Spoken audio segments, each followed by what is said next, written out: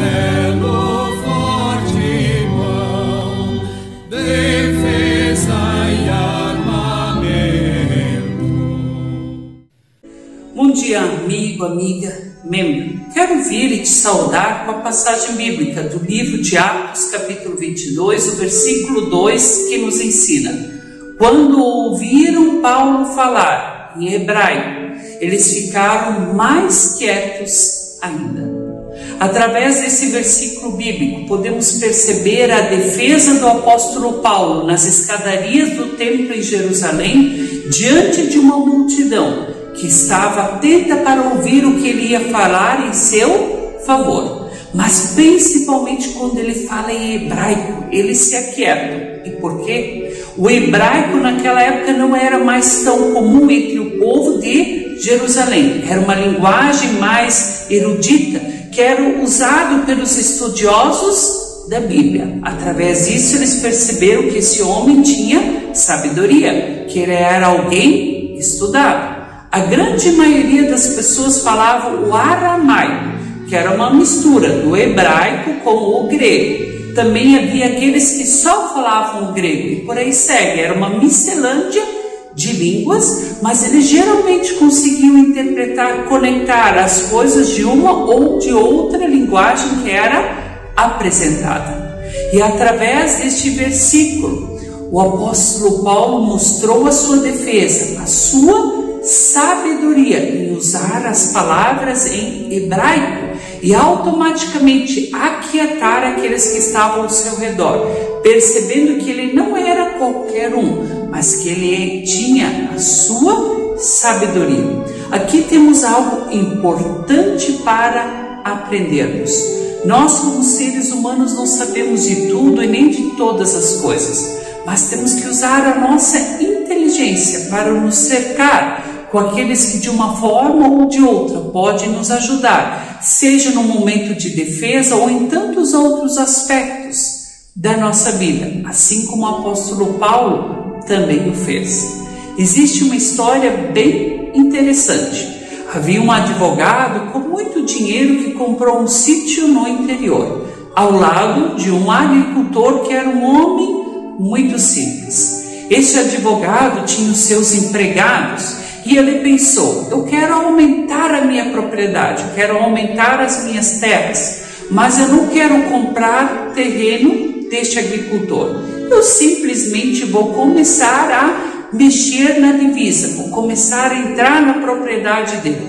Quando ele vier reclamar comigo, vou lembrar a ele que sou um advogado, que sou um homem entendido das leis. Assim ele o fez. Porém, o agricultor sabia muito bem onde passava a divisa e que isso não estava certo.